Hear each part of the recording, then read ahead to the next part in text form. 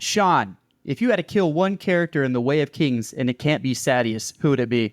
You're not going to like the answer. Say it. It's Shallan. Damn. 100%. I know. It's terrible. Terrible. I know. Oh, it's not that I hate her, but she's pretty obnoxious. Okay. What's going on, y'all? This is Alexander. You are plugged into the Nerd Companion.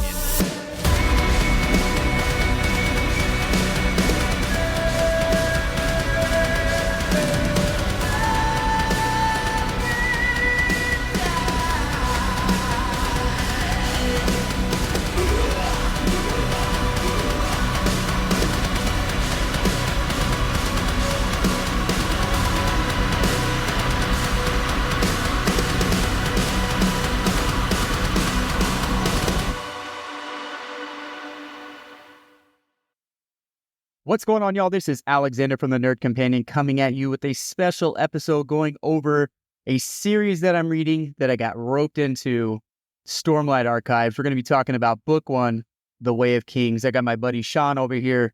Give us a quick introduction, or as long introduction as you want. Hey there, my name's Sean. I'm from all around here and there. I've been into all sorts of nerdy stuff. I played Magic on and off since 1993. Huge Lord of the Rings fan, massive Wheel of Time fan, really like Brandon Sanderson, into a lot of different things. Doing a Final Fantasy VII playthrough, the original, of course. Is your first time? Oh, no, playthrough. This is, I think, number 4. Okay. So that's what I'm up to right now. Such a good game. Speaking of Final Fantasy, we're going to be doing a Final Fantasy series here soon. So excited to do that one. Yeah. How'd you get exposed to Stormlight Archives? It was probably two simultaneous things. I love the Wheel of Time. I took a long hiatus from the series right around Path of Daggers when that came out, and didn't read any Wheel of Time for about 10 years.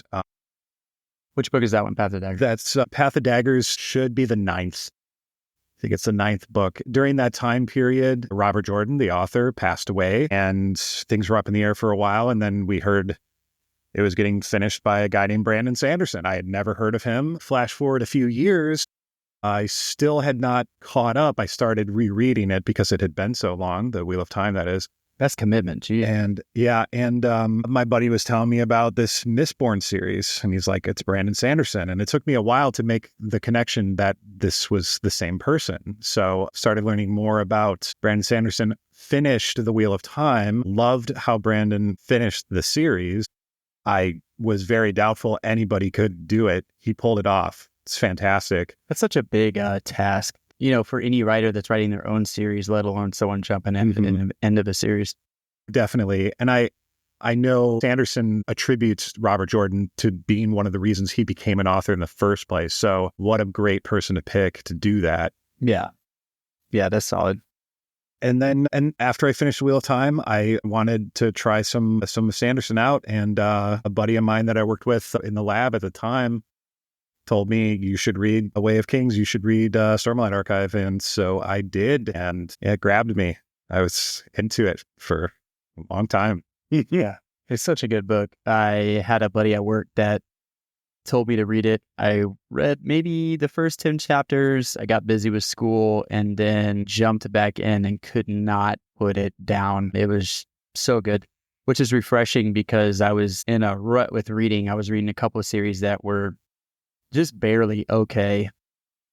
And it was just a chore to get through. And to jump into something that was just captivating to keep you just turning the page and you didn't want to stop, like you wanted to binge it, was very refreshing. I feel like I haven't really felt anything like that since Harry Potter, probably for me. Yeah, it's great. It really is good. His characters are fantastic. The world building is phenomenal. Coming from Jordan, and you expect a lot, and he delivers a very unique and different way. He does a great job. Yeah, I think that's a pretty good segue into, the book. Let's go ahead and talk about it. The Way of Kings. You can go ahead and start if you want to talk about, the world and how it's built. Yeah. So, Brandon Sanderson has this concept of a cosmere, the idea that all of his different book series are from the same universe or multiverse, and little things interact with other things in the other stories. And The Way of Kings and the Stormlight Archive takes place on a planet called Roshar, dominated by a main supercontinent also of the same name. And the main kind of founding difference between Roshar and an Earth-like planet would be the high storms. So these are these massive planet-spanning hurricanes that pass across the continent. And they always start at what's called the origin, far in the east, off the shore of the continent. And they pass across the continent, and except for a few small places, the majority of the continent is just ravaged by these storms, and the ecology and the biology of the plant and animal life is all evolved Right. to handle that. I thought that was really, really interesting. At first, I didn't catch it when I was reading it. Some of the characters, when they would be walking around outside, they would be talking about some of the flora that would move after a storm and kind of reform and take a different shape to adapt to a different weather. Essentially, they kind of have these defense mechanisms, which I thought was actually really cool. Yeah. But yeah, so they have these storms that basically come by. That's pretty normal for them, but as you said, they're pretty destructive. Yeah, and they can predict when they're coming through complex math predictions, but and humans, all their buildings, everything has evolved for these high storms. I mean, it's very, very uncommon for a person to be outside during a high storm and survive. And I guess we'll get into that. My favorite part of the book. So yeah, I mean, we can jump right into currency. We're talking about the high storms, the currency. You have the gem. It's all gem hearts, correct? Or see, the gem hearts are the big ones. That's definitely the primary source. So the currency they're called spheres, and what they are there's what are they? Chips, shards, and bromes. 3 different sizes of piece of a gemstone, and there's sapphire, emeralds, rubies, diamonds, and topazes, I think. Yeah. And I don't remember them talking about mining. I think that the source is the gem hearts. I can't remember the details. You have to apologize going through this book. Whenever we start going through it, some of the timing might be a little timey-wimey. And that's just like 3 stories going on. Yeah, but the currency is cool because it's these little pieces of crystal or gemstones, and it's one side is flattened so they don't roll around. You can actually recharge them with something called Stormlight during the high storms. Right. They put them in like little bags and baskets, and as the high storm passes by, it recharges them with magic. I feel like it's energy. Yeah. Yeah, I can't remember. Sanderson has a term for it, but I can't remember what he calls it. And that is such a cool concept to me because, we don't have to go a ton into it, but the idea that, money should have some intrinsic value, but then it's also used as an exchanger for goods. Right. Right. Just by definition, money in general. The value of spheres in his story in the Stormlight Archive goes even beyond having an intrinsic value to being the intrinsic value, being able to use that for, what are they, the soul casters and the Use it for fabrials. Yeah, the fabrials. So essentially, I mean, you have people like soul casters or those who have kind of like these mech devices that can basically use the magic or the energy in these shards to either make food or power up, energy for a house, or there's just so many different things you can use these for, which make them so valuable. And even if you have these shards and they're full and you don't have the accessibility to do those things, they still have value because somebody can use that for something. So the economy makes sense. And that's one of the things that I really liked about the story was that he created an entire economy, essentially. And it makes sense. It makes sense. It's cool too. I mean, just the fact that the currency absorbs Stormlight, that's a security measure. that's one of the main reasons why charged spheres not are worth more, but people will be much less enthusiastic about accepting spent spheres versus charged spheres because they know it's real. It can be used now, Mm-hmm. instead of waiting for a high storm to recharge them. But yeah, I really like that I thought that was really cool. Really cool signal. So yeah, let's jump right into the intro. We'll kind of talk about to set up the story of the book, and we'll talk about kind of a brief synopsis for those that are looking to get into the book, and then we'll kind of give like the warning that because we'll kind of talk about the specifics, and they'll probably contain some spoilers. So if you don't want to read the book and you don't want the spoilers, we'll give a warning for sure before we move forward. But without further ado, the intro is pretty interesting because you have two characters that seem to be on some sort of and they're looking out on this cataclysm, and there's just destruction and death everywhere. And something went down, but the reader doesn't really know what's going on as to what happened. And the two characters, do you remember their name? I do not. I know what they are. So they're two heralds, correct? Mm. And the heralds are an order of protectors of the realm that have supernatural abilities that have been gifted to them by the Almighty. Is it the Almighty? According to the Boran Church, but it's their deity, whoever their God. And they're basically having this conversation, and they're basically saying that they're going to relinquish their responsibility, their obligation to protect humanity. And there seems to be a struggle between the two because one doesn't really want to give it up. He's kind of confused, it seemed to me. And then they turn and look, and there's this boulder, and there's weapons basically thrown in, kind of like, what's that? multitude sword in the stone. Yeah, sword in the stone. Yeah, so there's a bunch of swords in this giant stone, and, they're basically relinquishing their obligation to protect humanity at this point. That's all we really know. But there's someone who's not there, that's not accounted for, that's lost in the desolation, if I remember correctly. That's pretty much the intro. Yeah. Sanderson does that, and that's actually really kind of similar to how the Wheel of Time starts, where you get a snapshot view in the far past of something going on, and you don't know the context, and Sanderson reveals it slowly. The mystery box. Yeah, the mystery box. He does a good job at that. And then it goes right into a chapter that is really action-packed. You meet a character named Seth the Truthless. I forget his house something.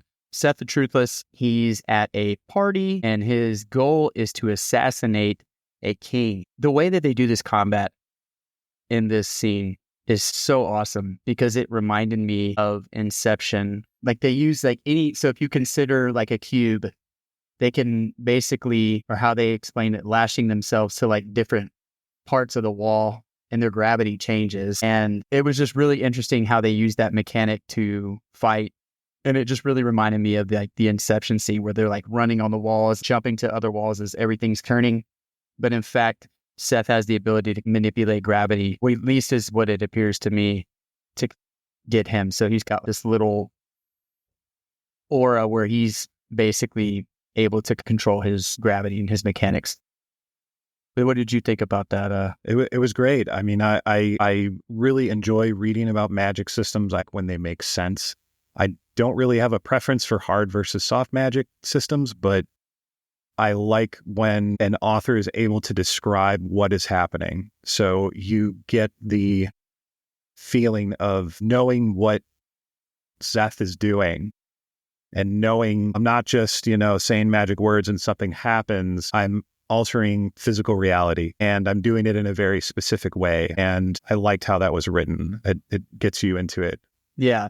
I think if my mom said it this way, like there's the difference between science fiction readers and fantasy readers, is that fantasy readers, whenever magic is applied and you're talking about soft versus hard, a fantasy reader can read that and not need a specific explanation as to why or how it happens. You just accept it, right? You're just bathing in the majesty of the magic, right?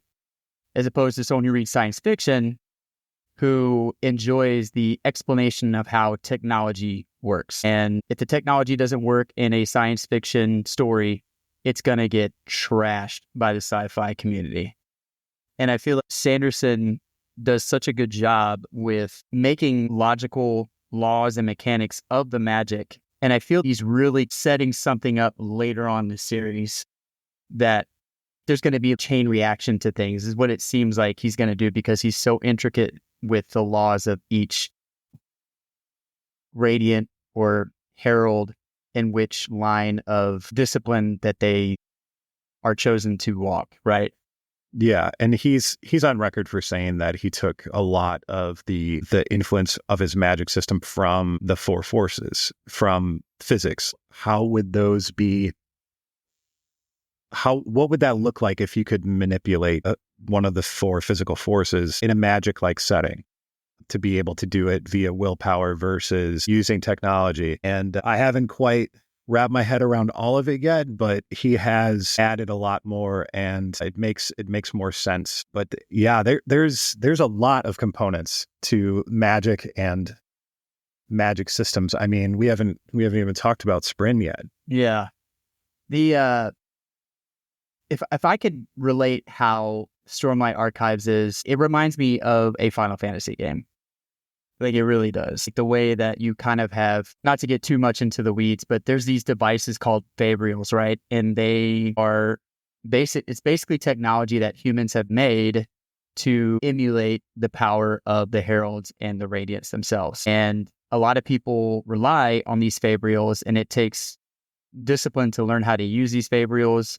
There's different kinds of fabrials that do different things. And it just really, really reminds me of Final Fantasy VI, where they have these devices to augment human power and ability to come closer to the gods, essentially. Right. And humans have taken a systematic and scientific approach to the research of fabrials. I mean, you're taking a Sprin, you're taking a conscious spirit that can manifest itself in the material plane, and you're matching it with a sphere. Right. And then they do something. I remember the one is you match it's a fire Sprin with a ruby, and then it can heat your house. And it's just a low, slow burning heat. Humans, especially the Alethi, have really taken interest in researching how these fabrials work, and, putting money and effort into it. Yeah. It's just really good. Sanderson does a really good job. I mean, we could get into the weeds all day. I feel like there's so many intricate things and that's the one thing I like about the series too, is that it does a good job introducing these ideas and mechanics in a way that you're not reading a whole chapter on how something works. You're learning it from the dialogue that feels natural between characters, and it's easy to kind of pick up. I find that there's other fantasy books or even science fiction, and I think that's why I get bored with science fiction. I love science fiction, but I get too bogged down by the pages of explanation of how certain technology works that I just don't care about. I'm like, dude, just tell me it works, I believe it. Like, I'm good. A lot of it is show don't tell. I mean, regardless of the genre, if you're going through a bunch of paragraphs and you're just being told how something works, it's boring. It's not engaging. But Sanderson does a really good job. Yes, of showing organically without. So basically, Seth ends up killing the king, and this is kind of a catalyst for the Alethi to kind of go through this arduous, never-ending, hopeless war that essentially loses its cause. And you kind of jump to the present time after that, and you're met with certain characters. I don't even know who to start with. I'm pretty sure it starts with Kaladin. Really quick, let's just talk about, in addition to humans on Roshar, you have the Parshmen and the Parshendi. The Parshmen are... Yeah, let's talk about that.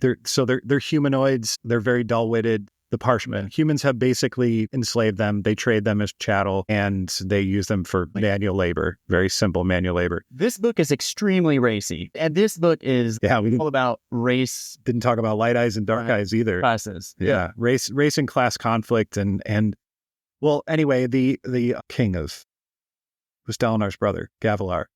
Gavilar discovers on the Shattered Plains, far to the west, near the origin of the High Storms, he finds a group of Parshman people that have independent thought, and they have multiple forms, and they name them the Parshendi. They're like linking Parshmen. And so he becomes fascinated with them, invites them to his Party.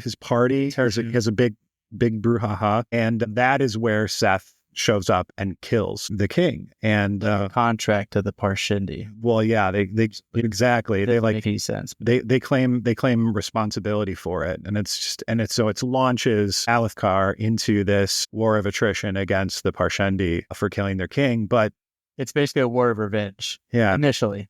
but they were only recently united under one high king, and there's all these Everybody's ass. yeah, there's all these other high princes that vie for power, and so Very much Game of Thronesy. and it's very financially motivated as well, because on the Shattered Plains are these The creatures? chasm fiends, these giant crustaceans, and inside of their bodies is a gem heart, which is a ton of gems, which is worth a ton of money. So most of the presented motivation of revenge against the king is actually just to make money. So that's where we find our character, Kaladin.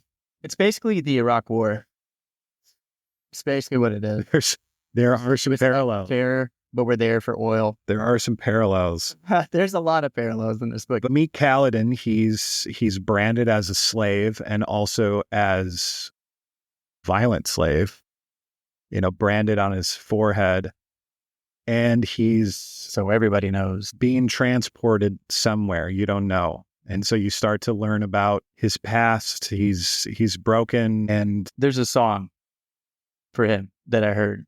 I heard it and I said, this is Kaladin's song. really, In constant sorrow, all through his day, I am a man of constant sorrow. Yeah, that song is. that's funny. I saw your pomade can over there. That's a good connection. I'm a dapper damn man. Yeah. Yeah. So Kaladin's on his way. He's branded a slave, and he, unbeknownst to him, is going to the Shattered Plains to be fodder for the campaign of the so-called revenge, but really there for gem hearts and riches. And I like how Sanderson started off very sweeping and epic for both of those events, with the heralds and then with Seth and the king, and then goes down to just the lowliest, most broken person being sold into slavery. And so you really get to focus on one individual and his struggles. Yeah. So he's a victim of circumstance, and it seems that all of these bad things happen to him. And there's flashbacks that kind of describe different stories of his upbringing. His dad wanted him to be a surgeon. He wanted to be a soldier, and he's got this conflict, and some events turn, and he ends up becoming a soldier, obviously, because he's talking about himself as a soldier whenever you're reading. So you know that what decision he makes as a kid. And you kind of get this coming of age tale broken to glory tale for Kaladin, right? And it's just such a good story. We can get to the specifics when we get into the spoilers and stuff. But tell us about Dalinar. Dalinar is he is the noble knight with a troubled past. He's Neddard Stark to me. Yeah. Yeah, he definitely, he Righteous. righteous, dealing with, decades of war crimes in his past. Yeah. Yeah. So he's kind of got this struggle where, talk about his struggle, his conflict. So he has so many. Well, just the big one, just like the big arc. So Dalinar is the brother of the killed king. And so he's placed into a regulatory position. Kind of, he doesn't mind, he doesn't think that it's beneath him, but it is beneath his ability. For sure. And, he has his nephew, who is the new High King of Alethkar. How old is he? Is he in his 20s? I think, yeah, his nephew's in his 20s. Dalinar, I would say, is early 50s. And Who'd you cast him? They did a show. Ooh, I don't know. You know whose photo I think of though is Baldur's Gate 2. Is his name Keldorn? Oh, that's a good casting. Yeah. That's who I think about. Yeah, Josh Brolin. Josh Brolin would be a phenomenal Dalinar. I agree. He's got the look. Dude. Every time I think of him, like I think of Josh Brolin. Like Goonies, Josh Brolin. Goonies? The Goonies? Yeah, I've seen the original. He's the older brother. Yeah, that's right. He is. Wow. Doing all the... Yeah, exactly. Josh Brolin for sure. If they did a cast, for sure. That would be a good casting. So he's struggling because he sees the dissolution of his brother's kingdom. And yes, they were tribal, warlike, belligerent, but Dalinar especially started to believe in the messages of the Knights Radiant, to believe that this is worth uniting for. Right. And he starts to have a lot of other things that are... So before we go into the... Yeah. So he's basically taking this stand that he's kind of cleaning up his act. He's listening to a book that's being read to him because for some odd reason, men are not allowed to read. It's a feminine trait. He's being read this book called The Way of Kings, and it reminds me of a lot of Jesus's parables. To me, it was very Christian-like.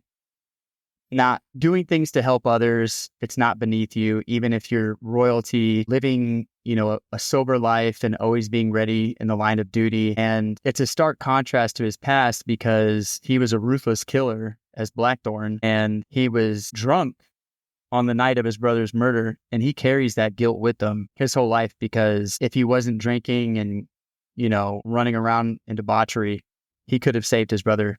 Although we can get into that later. He probably wouldn't have been able to do it anyway, but he has this enlightenment and he's trying to live this life of this orderly, sober, always ready, honor before everything life. And everyone around him, all the high princes, all the different houses are still living in the old, debauchery ways. And he's being kind of outcasted because of his acts. Now, let's talk about the supernatural thing that's going on with him that is really kind of pushing him to the outside. Yeah, so Dalinar, as a secret, he has started to have very, very powerful visions during high storms. So whenever a high storm rolls in, not only is he have to be indoors away from the high storm, he has to be away from everybody, because he doesn't want to freak out anybody and put his family into question. He's not really concerned about his reputation, but the reputation of his sons, and who is also is an up and coming, Yeah, Adolin, his son. And the visions are showing him visions of the past. We don't have to get too deep. Let's not. Yeah, okay. So that's one of his other struggles that he's worried about. And because he's basically night terrors. I imagine it's like seizures and night terrors. It's kind of like he's just thrashing about. He's screaming things that no one understands. And he's supposed to be the uncle of the king. And people are thinking that he's getting old. Is he losing the shit? Like, he's got dementia? Like, what's going on? And combining the Alethi traditions and culture with the Vorin church, which is very, very orthodox, very restrictive. He's like, I can't let anybody find out about these for all these reasons. Yeah. So he's trying to do right by the kingdom. He wants to unite everyone, but he's doing it in a way that's not openly accepted to everyone else around him. And it essentially is making him an outcast. Let's talk about Shallan, your favorite character. Yeah, Shallan. I wouldn't say I really, really like her character in this book. Let's put it that way. I really like it. Shallan is from Yakaved. So she's not Alethi. She comes to be a student, an apprentice for the heretic. Yes. Jasna. However, there's so many different ways people pronounce it. Jasna Kholin, which is Dalinar's niece, the king's sister, Navani's daughter. Yeah, she's an outcast herself because she's labeled a heretic because she's basically questioned religion. essentially. Yeah. And I think she's misunderstood because she's not necessarily questioning because she doesn't believe. She's questioning because she wants to prove. She's trying to prove something. She's not trying to disprove anything. And so she's very fact-based in her approach and her practice with her studies. She's basically a scholar historian. I forget what the name of it is, but she's trying to figure out something that we can get into later. And yeah, Shallan's trying to basically become her ward. Yeah, and it runs in the family. It runs in the family to search for truth, actual intrinsic truth. And so Yasna Kholin is very, very learned, very accomplished woman. In this society, men don't read. Women have the higher academic and scholarly pursuits, and Yasna's near the top. Yeah. And so Shallan travels from Yokaved to wherever she was studying, I can't remember, and she applies to be Yasna's apprentice. Yasna's really impressed with her, but she has some holes in her education. Yeah. What was it? Philosophy is one that's he definitely learns. So, but we do find out that pretty early on that Shallan has an ulterior motive for becoming Yasna's apprentice. So that whole time you're really conflicted on who do I trust here and who's in the right. And that's the philosophy. Yes. It was almost poetic that she's got this philosophical conflict and she's learning about philosophy from Yasna. Yeah, we don't have to get too deep. Any other characters? There's Sadeas. It's used to be Dalinar's friend. Foil. And they're not so much friends anymore. They're cordial, but definitely different beliefs. Dalinar's the straight and narrow. Sadeas is I'm going to kill everything and get drunk and get hammered, kind of like your berserker. Idealism versus pragmatism, cold versus caring for the people that are under you. Correct. Yeah. He has no value for human life. They are dipoles. We can talk about Adolin briefly. Adolin is Dalinar's son, very promising soldier. Definitely has no limits as to where he's going. You kind of get that idea when you're reading him. Kind of pompous and spoiled, but other than that, he's probably an okay guy. He struggles with Dalinar's limits that Dalinar places not only on his sons, but on himself. Right. He struggles with that. The idea that why to some ancient set of principles when nobody else around me does. Yeah. And I'm better at them at fencing. I'm better at them at all of these different things. Why, he's just young, he's inexperienced, but he has, like you said, unlimited potential. And he's a good guy at heart. I really like him. He is aching to be let off the chain. Yeah, dude, he's a rabid dog, ready to go. I like him a lot. He's kind of pompous, but I always kind of fall for the characters that are kind of a douchebag, but then they humbled, and all of the things that made them kind of like this douchey character was because they're excellent at a bunch of things, right? Like believes in himself, he's very confident, and he lets that show, but then, is humbled, and it really just hones everything in that you see later on in the series. But Devani is another character. That's the mother of the king, widow from the murdered king Gavilar. She gets introduced. We can talk about her later. But another thing that I wanted to talk about with Seth that was interesting is as being a ruthless killer as he is, he seems to be self-loathing and has nothing but remorse, which makes him such an interesting character because he's just a killing machine. But in the dialogue or in the monologues he doesn't like what he's doing. But we can get into that later. So overall, basically, the story is basically follows Kaladin, Dalinar, Shallan.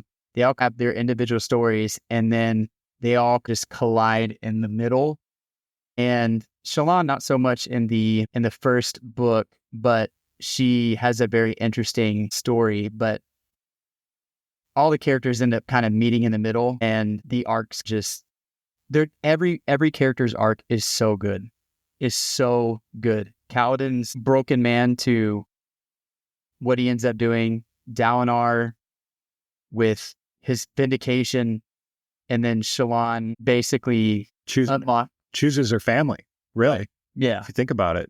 Yeah. I mean, she's still holds old oaths, but she opens up her heart to new possibilities and new beliefs in other people. And it's kind of like, I don't want to say rags to riches, because she wasn't necessarily a poor person, but her family was kind of put in a predicament that essentially is the reason why she's going to earn her stewardship under Yasna. But she really seizes opportunity. Mm-hmm. And I really like her character. She can be a little arrogant sometimes. A lot of the stuff she says makes me laugh. Like reading it, she's funny. But yeah, so overall, how did you feel about the book in a general sense, without getting any spoilers, because we're coming up to the spoilers next? But are we doing like a rating right now? Yeah, 0 out of 10. 0 out of 10. I would give it a solid 7, even a 7.5 if we're going to barstool this.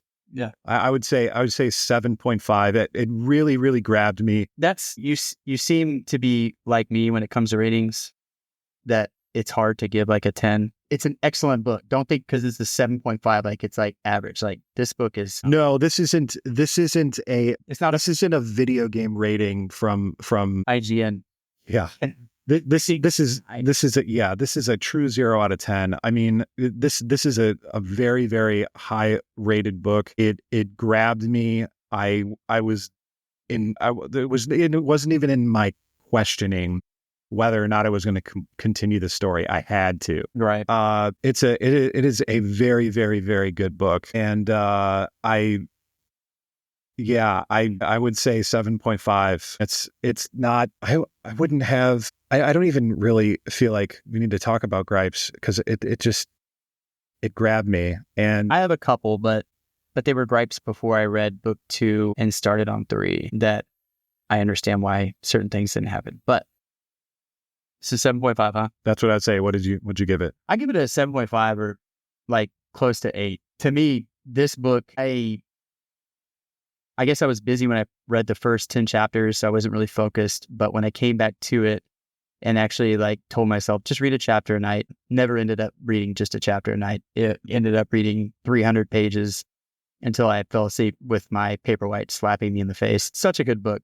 Very refreshing. The pacing's good. If you're a fan for character development, and you're going to love this book.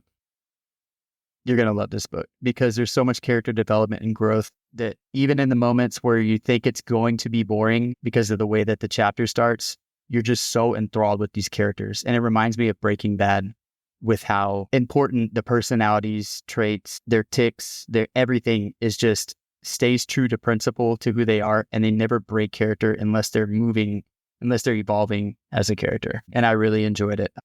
Solid book. One of my favorite books of all time. So good. I binged it. I'm a slow reader, and I think whenever I got started, it took me 2 weeks to get through all 1,000 pages. And I'm a very slow reader. So if you're a fast reader, you probably get done quick. All right. So at this point, we're going to be doing spoilers. So if you just want to click it off, you haven't read it and you want to read the book, it's a high recommended read. The second book is really good.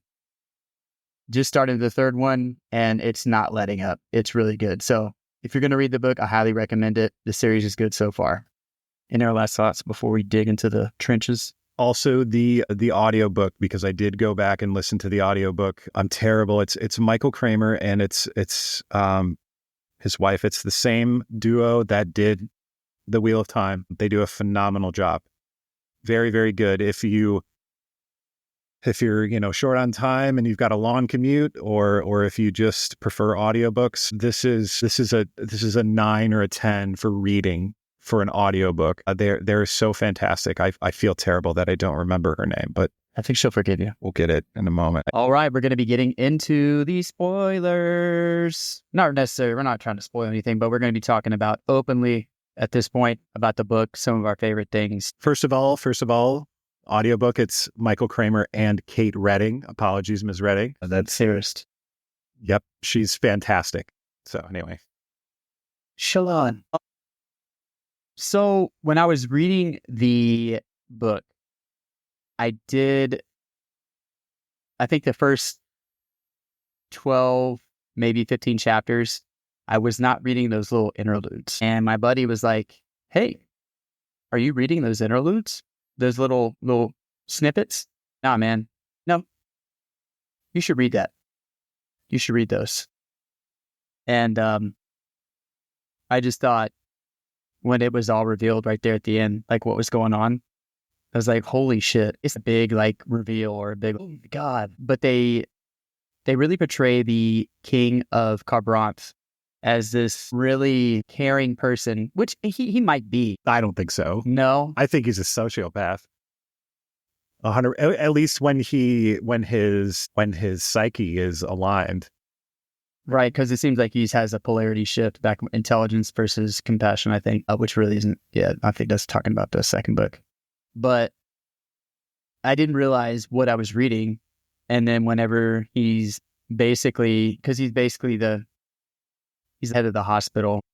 He markets everyone. He markets himself as a philanthropist. Yeah. And you find out that he's basically bleeding these people out and he's killing them just to hear what their last words are, because when they die, they get these visions or they transition to a different realm, and he's trying to figure it out, right? Yeah, trying to reveal truths through people's suffering and death. So I was trying to rationalize in my head, surely he's just getting people who are about to die on the brink of death. Let's bleed them out.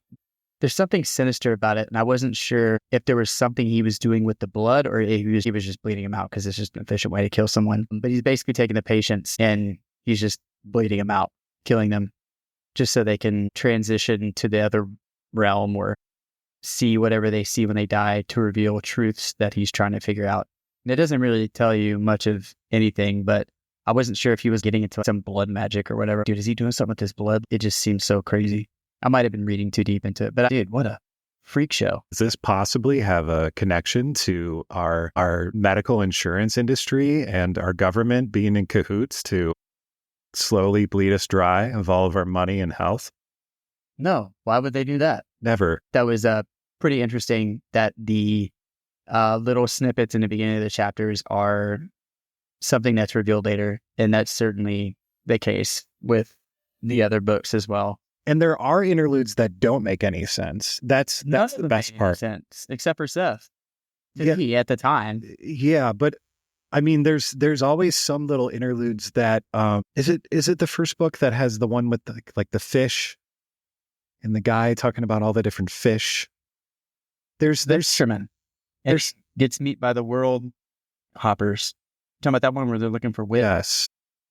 And I guess they were looking for wit. I mean, maybe my comprehension wasn't really good, but at the time that didn't make any sense to me at all, even at the end of the book. I don't think any of the interludes make any sense. Okay. There's several that had involved a character that was tied to a main character, but to me it was just these rando stories, and my friend swears that they're important, but they were so anecdotal, like the names and the characters, that if I read something about it later in another book, I wouldn't even remember. Yeah, it makes me think maybe they're not even in Roshar, past, present, or future. Maybe they're on another Cosmere or in Mistborn. Yeah, something. So okay, so let's talk about wit. Did we even talk about wit in the beginning? I don't think so. No, we didn't. No, Wit's such an interesting character. I love him so much. I feel like that's Sanderson's humor. That's him pouring his sick humor on the way I can see him talking to people like that, jokingly. Yeah. And I think that's this is me.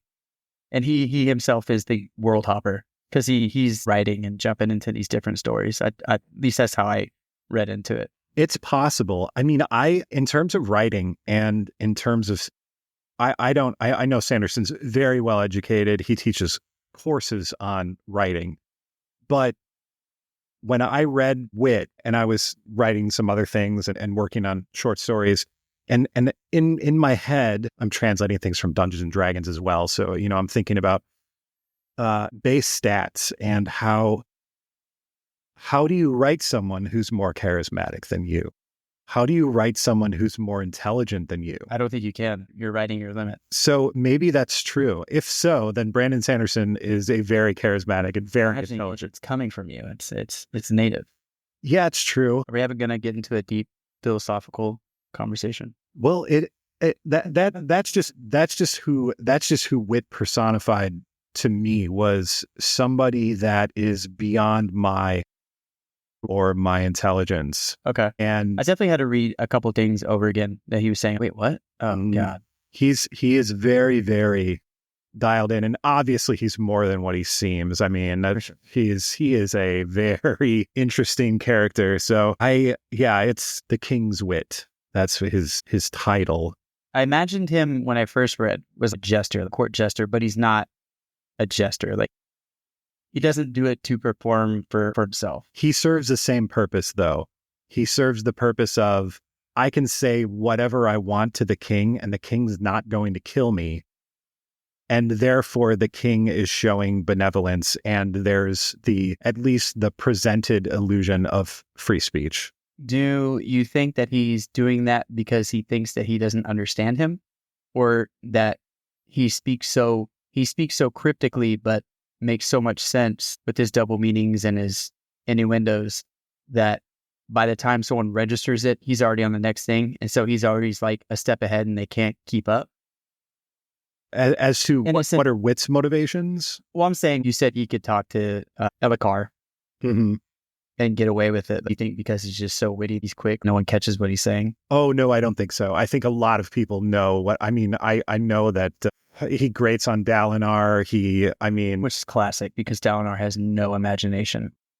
But Dalinar doesn't hate Wit, but he finds him annoying. But yeah, he doesn't. Infuriates Sadeas. Everyone infuriates Sadeas. He's such a bitch. It's true. But in such a way where Sadeas would have had him killed long ago if he thought he could get away with it, but also had the ability to. Right. Sadeas thinks that Wit is just a normal human and that he could just kill him. And I don't think that's not the case at all. So it was told to me that Wit is actually a character who is in a lot of Sanderson's books in Mistborn. Okay. Where he's a world hopper, so he's in tune with the Cosmere. Okay. Did you know? And that I did not, but that makes sense. You read Mistborn, didn't you? I did not. Okay. So I have not read Mistborn. Yeah, so Wit is a character who jumps. He's actually by another name in Mistborn, and that name is said in one of the interludes in one of the chapters, and I only remember this because I did a recap for this episode. It's the fisherman and the lake, and the three world hoppers are looking for their mysterious man, and it's presumed to be Wit. But they name him by the name that he was in Mistborn. In Mistborn, okay. Yeah, that's very, very interesting. Yeah. I imagine him as this character who has this hood, and he's just got this side smile, and he's got this furrowed brow. If you covered his mouth, he looks like he's angry, but if you cover his eyes, he looks like he's just very... Yeah, very off-putting. That concept of being able to travel between worlds and to affect them in massive ways and then just leave for a period of indeterminate time. He's that dude that shows up at parties and does some really cool shit, bounces out and goes to another party, and then comes back to the party. Say, where you been for 3 hours? He was bad. And then months later, you hear about that other party that happened that you couldn't attend because you were at party one. And they have stories of that same guy. How does this guy even get around? I had a friend like that in the Navy, dude. Yeah.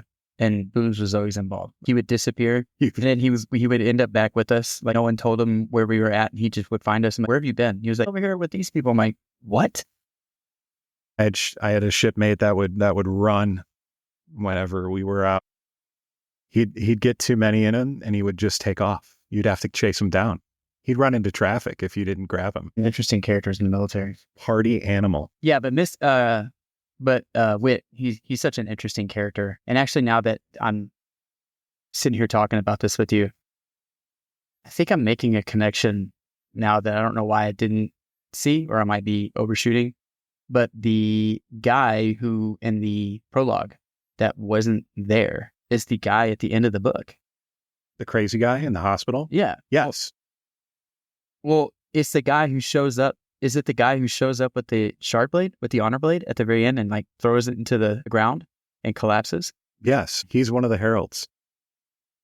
See, I must have missed that. Well, we don't have to get too deep into it's like all book 2, but I'm pretty sure you can surmise it just in because he has an one honor blade. Right. Seth has an honor blade. That's why I was confused. So there's another lunatic. I mean, he's a lunatic, but he's not really a lunatic. Just probably old as shit. He's just been tortured for 4,500 years. Oh, I don't know that yet. It's okay. You ruined it. I'm done reading this book. That's the cool part, is you can learn things about the lore. With my paltry, forgive me, research that I did before this podcast, I ran into a bunch of stuff about the Cosmere and about Mistborn and all that, and even learning about all of it, it doesn't detract from the entertainment and the experience of reading the novel. Right. So good. Right. But it's not big enough to be read. That's interesting that happened there, but was also here at a later time. It's if you made someone a 5-course meal and you said course 3 has garlic in it. Okay, that's cool. That's not going to ruin my experience of having the dish, Right. Right. That you learn those little things, and sometimes it almost enhances it. Yeah. It almost encourages like a little delving onto the old fandom without getting too deep. It kind of puts something in perspective. Right. But yeah, going into the Cosmere, there's like so many different things happening at once in different worlds that you get like little windows and these little interludes that I at the time didn't really find important. And I think that's probably my only gripe. I just wouldn't remember. I would have to have someone tell me, oh yeah, that was that interlude in book 2. Oh, okay. Yeah, that makes sense. But I've been paying a little more attention to the interludes in book 2, or I did. But Wit is amazing. He's such a good character. He's one of my favorites. What's one of your favorite things about this book? I would say Kaladin's redemption. Kaladin's redemption is so solid.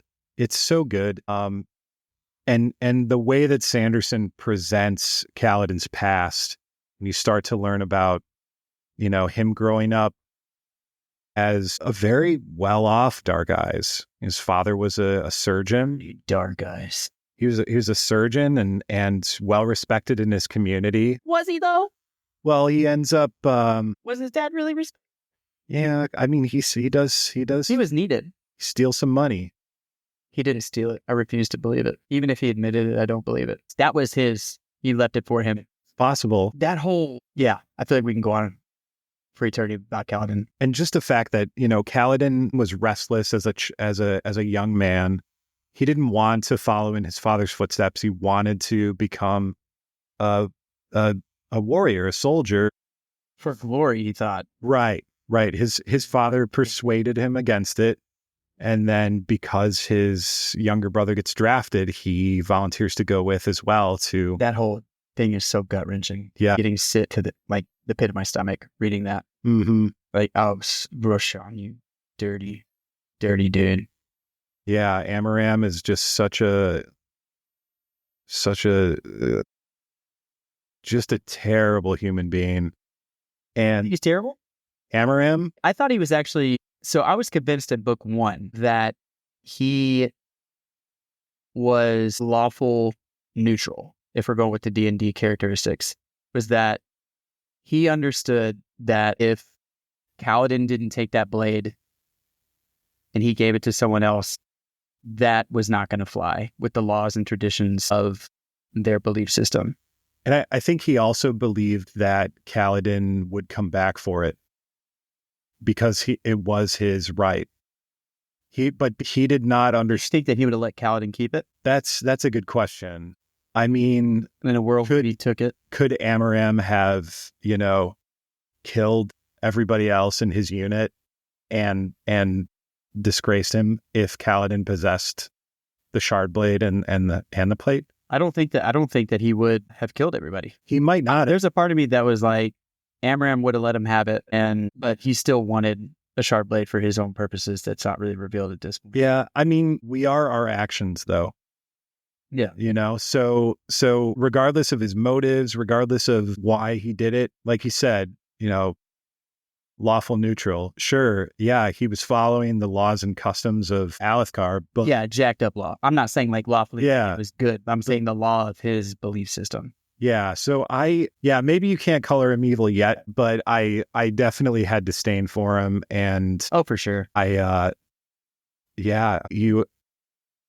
you just intrinsically empathize with Kaladin's struggle, and it's such a good arc. Yeah. Oh my God. Just him taking over Bridge 4. I mean, it's we talk about the parallels with the other characters. I mean, Kaladin is doing the same thing that Dalinar is. He's focusing on honor, even though he doesn't want to name it. He just does it by, because it's natural. Yeah, because it's natural to him. It's in his heart. Taking care of the wounded, learning how to do a side carry to protect people in Bridge 4. All of those things he was doing, I mean, at his lowest. I mean, he had resolved himself to die a horrible death. That's what being a member of a bridge crew meant. And to continue to look out for other people when you don't even want to live anymore. Right. I mean, that's true. That's true honor. That's true camaraderie. He did it in a way that wasn't tacky or distasteful, Sanderson. Because I feel like I can get bored with that character, that type of character. But it was the way that he was able to kind of inspire those around him, even when he didn't believe in himself. People saw something in him that he didn't know was inside of him, with or without Syl. You know what I mean? His principles was like, I don't want to die carrying these bridges. I'm going to make sure that I'm basically training for it, so I'm not tired on the battlefield. And just working everyone in to inspire that loyalty, that drive to be the best, even if the best that you could achieve was nothing, but be the best at your level. And that, I mean, it resonates with most readers because we've seen it in real life. You've been to that shit job. You've been in that situation where the morale is at an all-time low. Everyone's out for their own. No one cares about doing the right thing. And somebody decides to do the right thing repeatedly for no benefit to themselves. And it's infectious. Yeah. It's just as infectious as a bad worker. Absolutely. And I've seen it so many times, it just takes off. And that's why it resonates, is because readers have seen it, or they feel the truth inside. Or they desire for that person to be around them. If you don't know that person as a reader, you're just like, man, where is that person in real life? Or it's you. That's the ultimate test, is when you realize this has to be me, because no one else, why would I expect someone else to do this? Yeah. And luckily, we're not in positions usually as terrible and harrowing as bridge crew. Bridge 4, baby. Yeah, that whole thing is just so crazy. And then, yeah, for him to, make these decisions to protect his own bridge crew, and then come to the horrifying realization that by protecting my own bridge crew, I've endangered command.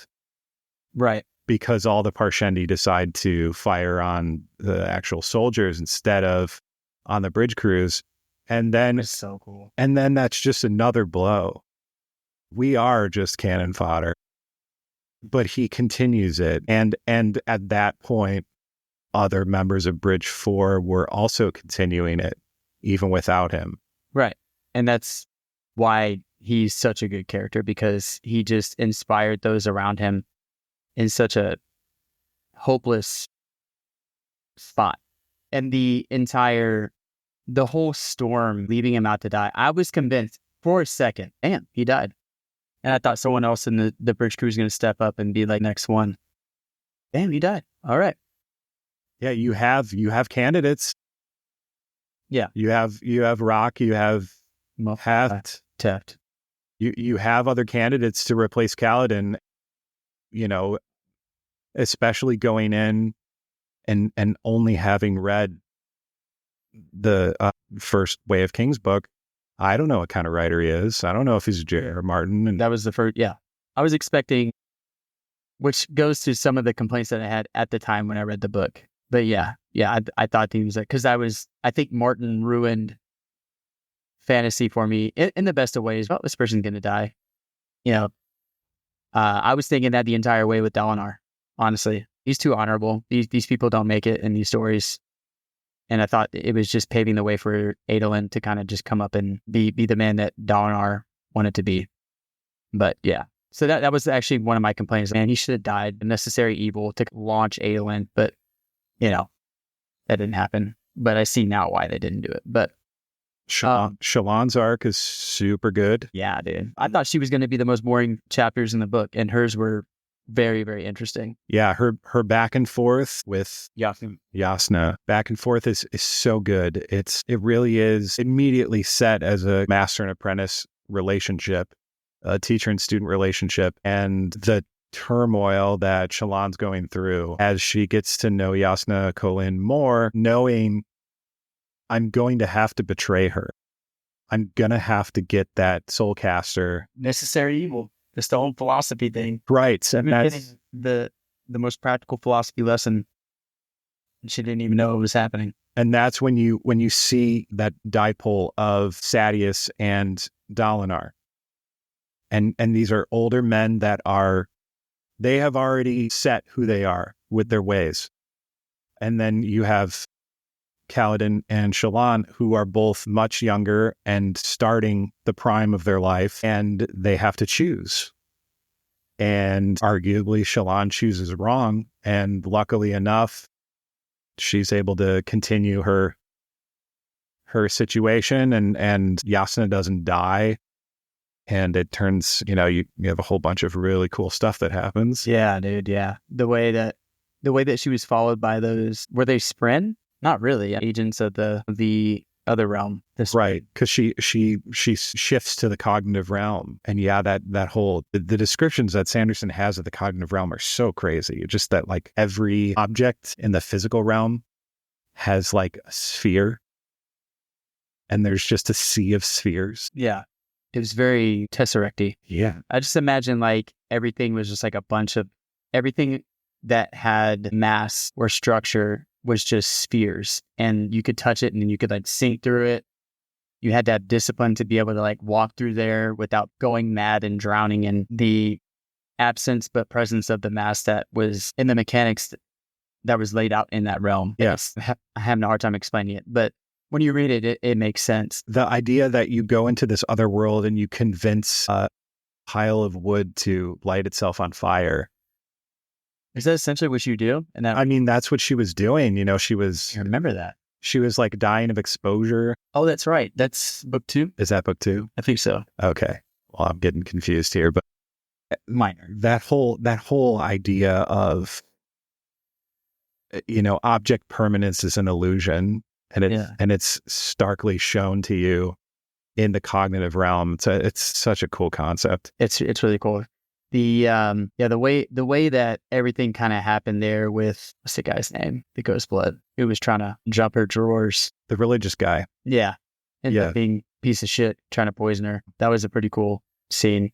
And the way that they described that she was in the infirmary under suicide watch. It's just so realistic working in the ER. It's exactly like it was so accurate to what we would do. It's just hilarious. Oh yeah, this is exactly what it'd be like. Yeah, just her arc is so good. It's just she did so well seizing opportunity, even with missteps, being able to finagle her situation to get where she needed to be. And Jocelyn, and she saw that. You know what I mean? I don't think for a second that she was going to let her go. I think she was trying to teach her a lesson. It's possible. Because she knew that. Do we know what she is in the book one? Yasna? Yeah. And Shallan. And Shallan. I don't think we know what Shallan is. She said that she had an idea of what she was, but she didn't go into detail. And I think for that, she was not going to let her go. I think she was just the fact that Shallan had a shard blade. Yeah. Am I really going to let this person go? Yeah. That knows that possesses a shard blade. Oh, that's the. That's kind of I want to say like the stabilizing force between idealism and pragmatism, because it's almost like her ideal is pragmatism, but I haven't seen her ever sacrifice somebody for her own motives.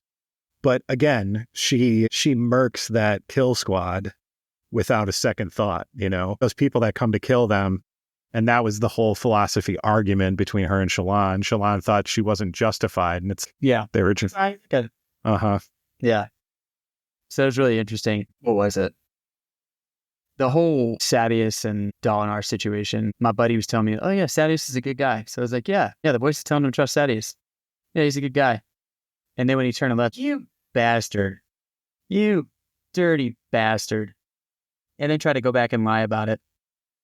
Yeah, I was pleasantly surprised at the end, because the whole time Kaladin has justifiable hatred towards Light Eyes, all Light Eyes, and he's been burned by them multiple times. And I think with me as the reader, I think a lot of that time I was reading the book, I was wondering, is Dalinar really as stand-up as he presents himself to be? I didn't have a shadow of doubt. See, I wasn't sure. I just didn't know that he was going to pay that price. Because I mean, yeah, it is amazing, but it says a lot to that character for what you're willing to give to stand up for justice. And your word. Mm-hmm. Yeah. And the meaning of giving up that sharp blade as a Light Eyes, where, you know what I mean? That earns you reputation, and he was going to just give it all away on his word, which was, in theory, practicality, a Light Eyes really didn't have to do that. But okay, go back to the bridge, because it's a Light Eyes, and that's just how that social class was built. If you think about it, the shard blades, and to a lesser extent the shard plate, are kind of that's the currency of power in this world. That's great, the gem hearts and spheres and all that, but the real power currency is shard blades. And yeah, to give one up is just that's a powerful statement. One of the interesting things about Shallan that made everything go, oh my God, that's crazy, was the fact that when they discovered that the Parchman was basically a sleeper cell group, just waiting to be unleashed. At least that was Jocelyn's theory at the time. Oh my God, dude, they're everywhere. Just a trap waiting to happen. And having to go through such lengths to find that information. Right. Because of the suppression of the Vorin Church and the suppression of the history of the continent and the planet. I mean, yeah, to stumble upon that truth, oh my God, everybody should know, but I'm terrified for anybody else to know. Yeah. Yeah. Going back to how I feel it reminds me of Final Fantasy. I feel like Kaladin is basically a dragoon. The way that he jumps in the air with the spear and it does these jump attacks, and him being, I'm not sure if that's disclosed in the first book, but people can infer he's going to be a great hero. But he starts developing powers. I mean, what's the first one? He heals himself because he has a sphere that's spent after the high storm, after he survives the high storm. And then his arc. Who had that theory? Was that Teft? Teft. He put more charged spheres by him, and then he drained him. So he starts to develop crazy powers. Yeah. It's so crazy. The book is so good. There's just so many good arcs, and we feel like we didn't even scratch a lot of it.